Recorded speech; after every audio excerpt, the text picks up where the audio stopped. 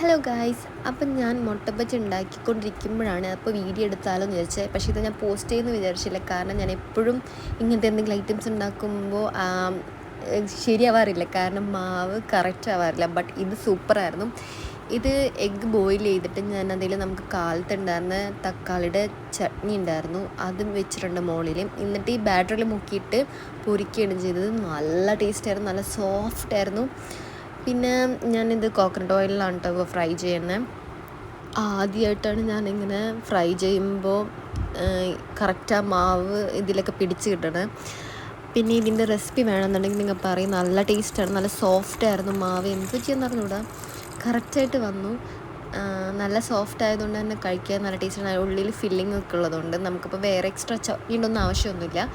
അപ്പം ഞാൻ മറ്റേ വാട്ടർമെലൺ ജ്യൂസിൻ്റെ കൂടെയാണ് കഴിച്ചത്. നല്ല കോമ്പിനേഷനാണ്. അപ്പോൾ എല്ലാവരും ഒന്ന് ട്രൈ ചെയ്ത് നോക്കാം. റെസിപ്പി വേണമെന്നുണ്ടെങ്കിൽ